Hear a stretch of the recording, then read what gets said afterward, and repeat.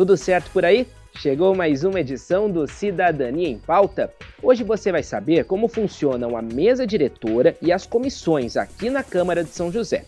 Na nossa série sobre eleições, o advogado especialista em direito eleitoral vai falar sobre as regras das propagandas eleitorais. Ainda vamos te levar à base da Polícia Rodoviária Federal, que fica na Dutra, na altura da cidade de São José dos Campos, e te mostrar o trabalho por lá. Tem ainda o quadro Nomes da Cidade, como você sabe que é tradição aqui no Cidadania em Pauta. Fique com a gente que o programa está só começando.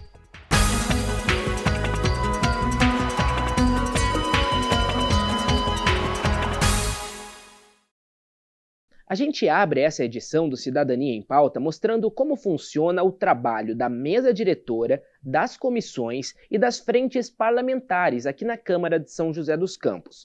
Trabalhos muito importantes para garantir a cobrança e a fiscalização dos serviços públicos. Para que o trabalho dos vereadores possa ser feito, os parlamentares contam com obrigações e ferramentas que ajudam a organizar o serviço do Legislativo. Essa estrutura parlamentar é formada por várias frentes de trabalho, incluindo a mesa diretora e as comissões. A mesa diretora tem o papel de coordenar todos os trabalhos em plenário. Então, de fato, todas as matérias que vão ser discutidas na cidade passarão pelo crivo da mesa diretora. As comissões permanentes, justamente pelo papel delas de poder solicitar informações ao Executivo, de se manifestar sobre os processos de uma análise mais profunda, talvez, do que simplesmente o voto, elas justamente possibilitam que o vereador tome uma decisão mais correta no momento do voto. Existem dois tipos de comissões, as permanentes e as comissões temporárias, a exemplo das 6, as comissões especiais de inquéritos. A Câmara conta com 8 comissões permanentes: Ética, Planejamento Urbano, Obras e Transporte, Cultura e Esportes, Educação e Promoção Social, Meio Ambiente, Saúde, Economia, Finanças e Orçamento e a de Justiça, Redação e Direitos Humanos. As comissões permanentes são comissões compostas por 6 vereadores, 3 titulares, 3 suplentes, cujo propósito é manifestar opinião sobre o mérito das proposituras. Então, a Comissão de Justiça, por exemplo, se manifesta sobre a constitucionalidade das matérias e sobre o mérito. As demais, somente sobre o mérito. Então, uma propositura que trate de saúde será encaminhada à Comissão de Saúde para que ela emita um parecer favorável ou contrário à matéria. Já as 6 comissões especiais de inquérito são formadas a partir de requerimentos dos vereadores. Essas comissões apuram assuntos específicos, que podem ser relacionados aos serviços e obrigações do poder público ou temas de interesse público. Entre uma das 6 formadas nesta legislatura está a comissão que apurou o contrato da Sabesp com o município. A comissão de inquérito, o propósito dela é justamente investigar alguma denúncia ou irregularidade. Então, o papel dela é investigativo e faz uma das funções do legislativo é justamente a parte de controle, né? Então, a comissão de inquérito entra nesse quesito. As comissões têm a liberdade de visitar órgãos públicos e pedir prestação de contas para o Executivo.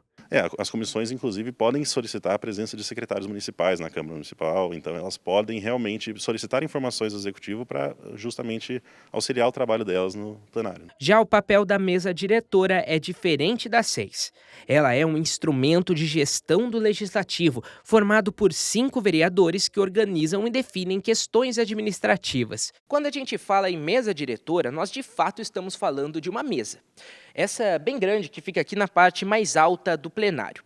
Durante as sessões de Câmara, aqui fica um presidente que coordena todo o trabalho e ao lado dele o secretário, que também ajuda nas ações, como por exemplo na contagem dos votos. Também cabe à mesa garantir cumprimento do regimento interno. A mesa diretora é responsável tanto pelo encaminhamento da pauta, né, principalmente na questão da ordem do dia, e o presidente e o secretário no todo o processo de discussão e votação das proposituras em plenário. Na parte administrativa, é a mesa diretora quem autoriza obras que são feitas na Câmara, ou então alguma mudança na logística de trabalho. Ela vai definir como são empregados os recursos na Câmara, então todo o orçamento da casa ela vai definir a prioridade. Ela vai definir também a estrutura administrativa, então as atribuições de cada divisão, de cada departamento. Então ela vai realmente comandar a casa desse ponto de vista administrativo. A mesa muda a cada 2 anos e a definição dos membros é feita a partir de uma votação interna. A mesa diretora é composta por presidente, 2 vice-presidentes e o primeiro secretário e o segundo secretário. o presidente e o secretário realmente vão à mesa, os demais somente na caso de ausência dos primeiros, né? Toda essa estrutura é importante para os vereadores cumprirem os deveres que receberam ao serem eleitos, como fiscalizar a cidade e propor soluções, sempre pensando na população. Ainda falando sobre o poder legislativo, chegou a hora daquele quadro que te explica alguns termos que são utilizados de forma frequente pelos vereadores. A palavra da vez é veto.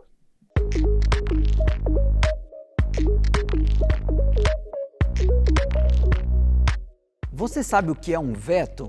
Quando um projeto de lei é aprovado pela maioria dos vereadores, ele é encaminhado para a prefeitura para a análise do prefeito, que pode aprovar o projeto, no caso sancionar, ou rejeitá-lo total ou parcialmente. Nesse caso seria o veto. Quando o projeto é vetado, ele volta para a Câmara para uma nova votação dos vereadores, que podem aprovar ou derrubar o veto. As rodovias federais, como a Dutra, por exemplo, são guardadas, protegidas e fiscalizadas pela Polícia Rodoviária Federal. Aqui em São José, nós temos a base da PRF no quilômetro 156 da Dutra. Eu estive lá com o cinegrafista William Almeida e agora vamos te mostrar como é o trabalho da corporação. Se você já esteve em uma rodovia federal, você já deve ter visto um carro como esse. É uma viatura da Polícia Rodoviária Federal. A PRF foi criada em 1928 e atua em todo o território nacional com a missão de garantir a segurança nas mais de 90 rodovias federais do Brasil. Ela tem uma capilaridade que é a segurança no trânsito, né? Então a Polícia Rodoviária Federal está inserida inclusive junto ao Ministério da Justiça, ao Ministério do Transporte, ela representa o Ministério da Justiça também nas cadeiras do CONTRAN, inclusive mudanças legislativas, câmaras temáticas, a PRF está presente em tudo isso. Então essa é a capilaridade principal, né? E posterior vem a segurança pública em si e a segurança do trânsito de forma geral. O Vale do Paraíba conta com 3 delegacias e 5 unidades operacionais da Polícia Rodoviária Federal. Somente aqui em São José dos Campos, a delegacia e a base operacional funcionam no mesmo prédio. Esse lugar aqui onde nós estamos. E essa base da PRF é responsável por um trecho de 73 quilômetros da Via Dutra, que incluem as cidades de Jacareí, São José dos Campos, Caçapava e Taubaté. Por ser um trecho de alta circulação de veículos e da própria população entre as próprias cidades, nós temos assim, dentro do país, entre os 18 pontos, nós temos os 5 pontos piores do país inteiro em questão de sinistro de trânsito, está aqui na nossa região. A sede fica aqui no quilômetro 156. O local tem uma administração própria que só policiais têm acesso devido ao sigilo dos dados. Também conta com uma mini central de monitoramento que, com o auxílio das câmeras da prefeitura, atua na fiscalização dos veículos. Os agentes da PRF trabalham incisivamente na fiscalização, na segurança também do cidadão que está transitando pelas rodovias federais. Então, assim, a PRF, quando ela está no pedágio, ela está fazendo uma fiscalização e presente, né? Além disso, nós temos a fiscalização que ela é um monitoramento. Nós monitoramos a rodovia de tudo que pode acontecer. E óbvio, nós temos parcerias, nós temos hoje a concessionária que administra a rodovia, que ela tem também um rol de modernização que ela está implantando na rodovia, que isso vai ajudar bastante também na fiscalização. E alguns equipamentos são muito importantes para essa fiscalização, principalmente os etilômetros, que atestam se o motorista fez uso de bebida alcoólica. Toda abordagem feita pela PRF, o teste é obrigatório. Em ocorrências de sinistro de trânsito, é quase que obrigatório. Então tem que passar todos os que são possíveis fazer o teste do etilômetro, são feitos na hora. Esse aqui é um etilômetro que foi adquirido, a gente intitula etilômetro, mas as pessoas não é um ativo, tá? Esse daqui também faz o mesmo teste, mas esse aqui é mais rápido para se fazer teste em grande quantidade. Então, num show que nós temos à margem da rodovia, nós fazemos o quê? O teste com esse etilômetro, que ele é muito rápido. Ele, em questão de segundo, você consegue verificar se há presença de álcool ou não. Aí sim, verificou que há presença de álcool, é feito o teste no etilômetro mesmo. Isso aqui é só para identificar a presença de álcool. Também existem as fiscalizações de cargas. Essas ocorrências são famosas em vídeos da internet, por exemplo. Enquanto estávamos na base da PRF, uma carreta foi parada e, após vistoria de um policial especializado nesse tipo de fiscalização, foi flagrado que a situação estava irregular. Essa carga ela está com uma dimensão maior do que a declarada dessa autorização. Então ele vai ter que providenciar outra autorização de trânsito junto ao órgão competente, responsável por emissão dessa autorização, para que ele seja liberado. Então, por enquanto, ele permanece retido aqui. E qualquer cidadão pode recorrer à PRF para inúmeras ocorrências. Por exemplo, o roubo ou o furto do carro. Na parte administrativa também gerenciamos aqueles serviços que nós prestamos ao usuário. O usuário que necessita de um boletim de ocorrência, o usuário que necessita, às vezes, de fazer uma retificação de um boletim, solicita, muitas vezes, apresentar o veículo para uma regularização que ele tinha que ter feito e tirar essa restrição do veículo até mesmo para licenciá-lo. Com anos de dedicação à segurança no trânsito brasileiro, a PRF é peça fundamental para o funcionamento do transporte rodoviário do Brasil. Em São José não é diferente. Com trabalho 24 horas por dia, os agentes estão sempre a postos para atender os motoristas da nossa Via Dutra. A PRF está sempre pronta para atender o usuário da rodovia. Intervalo agora e na volta a Marina e o Marvin recebem o advogado Marcos Limão para um papo sobre propaganda eleitoral.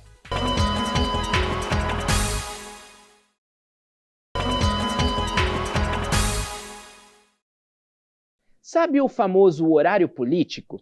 Existem algumas regras que os candidatos devem seguir nas propagandas eleitorais. Quem fala mais sobre isso para a gente é o advogado Marcos Limão, que é especialista em direito eleitoral. É o quadro Eleições 2024 com os jornalistas Marvin Pinho e Marina Lima.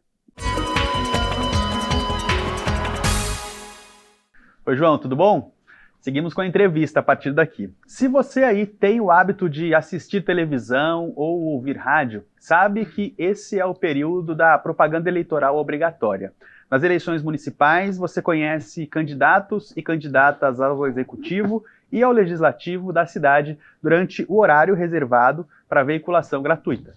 Essas e outras formas de publicidade política estão regulamentadas por lei e devem seguir algumas regras. O Marcos Limão, advogado especialista em direito eleitoral, explica essas normas para a gente. Bem-vindo, Limão, tudo bem? Tudo bem, como vai? Esse é um tema muito relevante, porque a propaganda eleitoral ela é gratuita. Ela é oferecida pelo Estado brasileiro para os eleitores.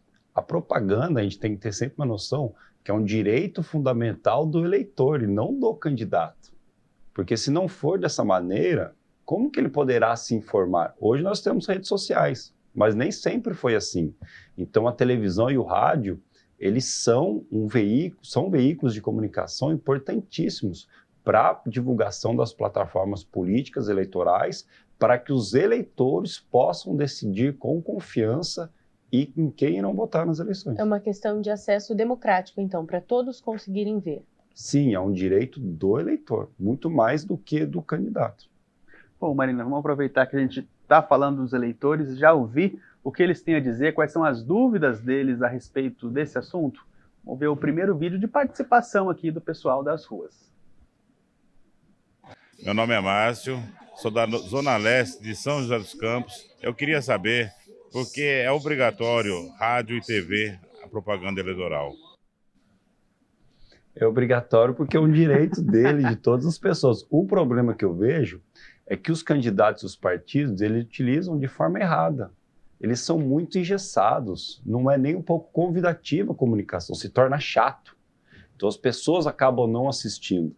Mas é uma questão muito relevante dentro do ambiente democrático, né? E dentro disso, né, você citou a questão de antigamente, não tinham outras ferramentas como redes sociais de forma geral, então as pessoas tinham acesso aos candidatos massivamente através de rádio e TV. Há algo parecido, pensado justamente para a internet, nesse mesmo modelo? justamente por causa dessa questão de hoje ter outras formas de acesso, né? E a gente fala de propaganda eleitoral gratuita, ela é gratuita para quem vê, mas as pessoas pagam por ela.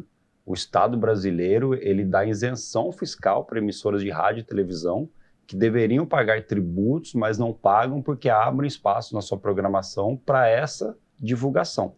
E considerando que hoje nós vivemos uma realidade totalmente diferente, que é a das redes sociais, onde as pessoas estão muito mais conectadas, as audiências estão nas redes sociais, a gente poderia sim talvez pensar num modelo novo.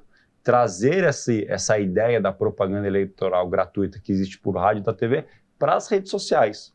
Talvez conferindo isenções fiscais para as big techs, as grandes empresas que oferecem os serviços de redes sociais, é uma coisa a se pensar sem sombra de dúvida, adaptando essa nova realidade que nós temos. Vamos ver mais uma pergunta? Vamos conferir o que os eleitores têm mais de dúvida para perguntar. Meu nome é Rubiano. Eu moro no Interlagos. Eu queria saber quanto tempo dura cada partido de publicidade. Isso é o que se chama de direito de antena. É o direito que cada partido tem de acessar esse espaço no rádio e na TV para divulgar. Não só no momento eleitoral, mas fora do período eleitoral também, para divulgar a sua plataforma, o seu programa partidário e convocar pessoas a se filiarem ao partido político. Esse direito de antena ele é definido conforme o número da bancada de deputados federais que é eleita a cada eleição geral. Então, toda vez que tem uma eleição para deputado federal, apura-se os votos, vê quantos deputados aquele partido elegeu, e a partir dessa numeração se define o direito de antena, que confere a possibilidade de acessar o rádio e TV e também ao fundo partidário, que são recursos públicos que mantêm os partidos políticos. E a partir dessa divisão por partidos, aí o partido tem o direito de fazer a divisão entre os candidatos dele da forma que quiser. Mas tem uma regra específica que é voltada para majoritário e para proporcional. Sim. E aí dentro dessa proporcionalidade, observar a candidatura de mulheres, a candidatura de negros e tentar ser o mais democrático possível dentro desse grupo. Mas claro que, obviamente, aqueles candidatos ao vereador, por exemplo, tem um cara que se destaca. O partido pode dar mais espaço para ele, porque ele é o puxador de votos, né? Mas não pode exagerar. Ele tem que também abrir espaço para todos os restos. E nisso a gente está falando do horário eleitoral, né, gratuito, essa propaganda gratuita que você explicou. E sobre as outras propagandas, quando de fato os partidos, os candidatos podem pagar para comprar um horário, por exemplo, como funciona? Então, justamente por causa dessa propaganda gratuita, é absolutamente proibido qualquer tipo de propaganda paga no rádio e na TV. A propaganda paga que nós temos no Brasil é somente em jornal impresso e em redes sociais. Tá? Essas são as duas modalidades de propaganda paga. E é absolutamente proibido se fazer propaganda em sites ou redes sociais de pessoa jurídica. Não pode fazer propaganda na rua em bens públicos ou bens privados de acesso público. Por exemplo, bares, restaurantes, campos de futebol, cinema, qualquer tipo outro de estabelecimento comercial, farmácia, que é muito comum, principalmente em eleições municipais, mas isso é proibido pela legislação. Isso pode ter algum impacto na candidatura? Não, se a pessoa for denunciado, o candidato for denunciado, ele será notificado pela Justiça Eleitoral para cessar aquela propaganda irregular e se não atender essa notificação, aí no momento seguinte ele é sancionado com uma penalidade de multa, que pode ir de 5 a 25 mil reais. Mas sem impugnação? Sem impugnação, é sanção de multa, mas ele continua concorrendo. E, Limão, ao passar dos anos, o período, né, o tempo em que a propaganda eleitoral gratuita fica no ar mudou também, sofreu mudanças também, Mudou, né? Porque a partir de 2015 nós tivemos uma reforma eleitoral que ela diminuiu o tempo de campanha eleitoral no Brasil. Antes eram 90 dias, hoje nós temos 45. Então a propaganda ela está restrita aos 45 dias e aí nós temos um problema na realidade, porque a pré-campanha, que é o fundamental, que é onde as pessoas ganham e perdem a eleição, porque o trabalho precisa ser feito na pré-campanha, existe uma ausência de regramento jurídico sobre o que pode e o que não pode. Nós temos ali a questão do pedido de voto antecipado, que é o artigo 36A da Lei das Eleições, que o pré-candidato ele pode divulgar sua plataforma, falar sobre suas qualidades pessoais, só não pode pedir voto. Mas é a única regra específica que nós temos. Então, nós temos um apagão no momento fundamental que é da pré-campanha. Porque o momento da campanha é tão rápido, os 45 dias, porque o trabalho que você fez ou não fez, ele praticamente ele só continua na campanha, porque o fundamental é feito antes. E num período como esse, então, se tratando da campanha rádio e TV, né, da propaganda eleitoral, que recomendação que você dá para os eleitores usarem também esse período, tirar bom proveito desse período? Assistir, né, acessar o rádio e a TV, mas também buscar outras fontes de informação, porque são peças publicitárias. E tudo que é publicidade, você tende a esconder o que é realmente verdadeiro. Não interessa para ninguém algo que seja impactante do ponto de vista negativo para o candidato, ele nunca vai levar ao seu programa eleitoral. Então, buscar fontes de informação confiáveis, principalmente, veículos de comunicação consagrados, que têm equipes de jornalistas, não se deixar seduzir por blogs, por pequenas iniciativas de pessoas que empreendem na área de comunicação, porque muito provavelmente essas pessoas elas podem estar contaminadas por interesses políticos e econômicos. Então, buscar sempre os grandes veículos de comunicação, as instituições, universidades, governos, a justiça eleitoral, que é uma fonte muito boa de informação, e o programa eleitoral gratuito, e tentar filtrar, ser o mais crítico possível dentro desse ambiente que nós temos, que hoje, né, nós chamamos de desinformação, tendo em vista essa quantidade de insights e a quantidade de provocações que nós temos durante todo o período eleitoral. Perfeito. Resolvido, Marina? Resolvido. Eu gostaria de agradecer mais uma vez a sua presença aqui no Cidadania em Pauta. Eu que agradeço, permaneço à disposição sempre que for necessário. Marina, é muito interessante, né, essa questão da gente ver também a propaganda eleitoral como peças publicitárias, né? Então, sim, ali é uma exposição das campanhas, mas há outras formas de enxergar esse mesmo conteúdo, esse mesmo tema, né? E conhecendo as regras, acho que o conselho é sempre o mesmo quando a gente está falando de eleição, que é procurar informação, né? Justamente não acreditar fielmente ali na peça publicitária, não comprar isso com tanta fidelidade mesmo, como, né, a gente vê muitas pessoas que a gente chama de político de estimação, né? Porque a gente está, de fato, lidando com publicidade. Então, buscar informação por outras formas, acho que é o conselho que fica, né? Perfeito. Bom, terminamos aqui mais uma entrevista do Cidadania em Pauta e eu volto com você, João. Informações muito importantes para a gente, né? Obrigado, Marina, Marvin, e até a próxima. Mais uma pausa e na volta tem o quadro Nomes da Cidade, não saia daí.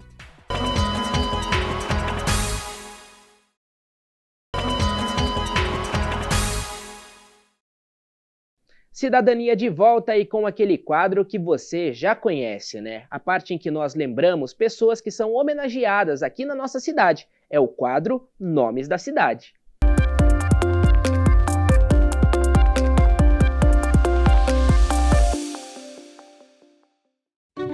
A Avenida Paulo Becker é uma das principais vias que cortam o centro da cidade. É responsável por ligar as avenidas 9 de Julho, Ademar de Barros e José Longo, além de se conectar a 3 praças importantes, Romão Gomes, na Vila Diana, e Elza Raal e Melvin Jones, no São Dimas. Essa avenida, que muitos conhecem apenas pelo nome, homenageia um dos pioneiros da industrialização na cidade, Paul Becker, um alemão que chegou ao Brasil em 1889, buscando melhores condições de saúde e também de oportunidades. E por aqui, além da naturalização e da mudança de nome para Paulo Becker, encontrou em São José o cenário ideal para investir. Foi o momento em que os tuberculosos começaram a chegar e você vê um acréscimo populacional, então ele vai fazer com que a economia fique mais forte, começa a circular mais, né? O comércio incrementa e os próprios prefeitos da época, eles começaram a desenvolver uma política de contribuir para que essa industrialização viesse para a cidade. Ele já tinha vindo anteriormente para cá, ele era um alemão, se naturalizou brasileiro depois, até mudou o nome de Paul para Paulo, mas ele resolve investir em São José quando existe essa abertura política de possibilidade, né, dele. E ele vai ser, ele com o irmão, ele vai ser uma das primeiras cerâmicas aqui de São José, e isso vai incentivar a vinda de outras e da própria tecelagem Paraíba mais tarde. Paulo Becker foi o fundador da Cerâmica Santa Lúcia, uma das primeiras neste ramo no município, inaugurada em 1922 na região do Putim. Essa é uma das mais de 100 mil telhas que eram produzidas por mês pela fábrica, que rapidamente se tornou uma referência no Vale do Paraíba. Ele comprou terras em São José dos Campos. E nessas terras ele descobriu que ele tinha um dos locais, oferecia um bom barro para ele fazer uma cerâmica de telhas de barro. E ele estudou bastante isso também, trouxe equipamentos de fora e, em 1922, inaugurou a Cerâmica Santa Lúcia, que foi, vamos dizer, bastante pioneira na época, porque ela tinha bastante equipamentos diferentes das outras olarias da região, que eram muito manuais. Empresas como a de Paulo Becker foram fundamentais para potencializar a economia local no início do século XX. A cidade, que na época vivia a fase sanatorial, passou a atrair mão de obra de jovens trabalhadores e contribuiu para o crescimento urbano. Foi fundamental, porque ele foi praticamente um pioneiro e com a vinda e com a fabricação que com o tempo ela se tornou forte, ela vai fazer com que outros empreendedores tenham também um interesse e vejam na cidade um motivo de estar ali instalando, como foi o caso da Tecelagem Paraíba, que veio para cá em 25. E a Tecelagem Paraíba, ela teve uma repercussão também muito forte, né? E ele era um visionário, ele falava que São José ia crescer muito e que ainda ia ser uma capital do Vale. Como foi, né? Como é. Paulo Becker faleceu em 1945, deixou 7 filhos e 32 netos. O legado dele é sempre lembrado com carinho pela família, ao passarem pela avenida que leva o nome do empresário, símbolo de uma cidade que Paulo Becker ajudou a modernizar. Para a gente é uma honra você ter o nome dele colocado numa rua, que é uma rua do centro da cidade. Então, eu acho que todos nós temos esse orgulho de ser um descendente dele. Ele era um homem íntegro, austero, né? Trabalhador,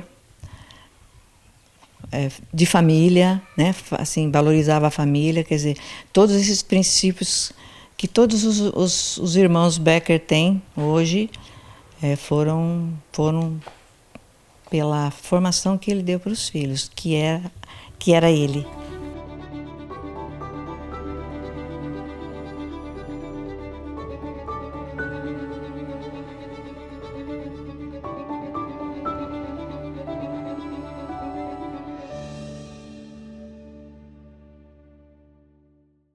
O Cidadania em Pauta de hoje está acabando, mas eu reforço o convite para você acompanhar toda a programação da TV Câmara no YouTube.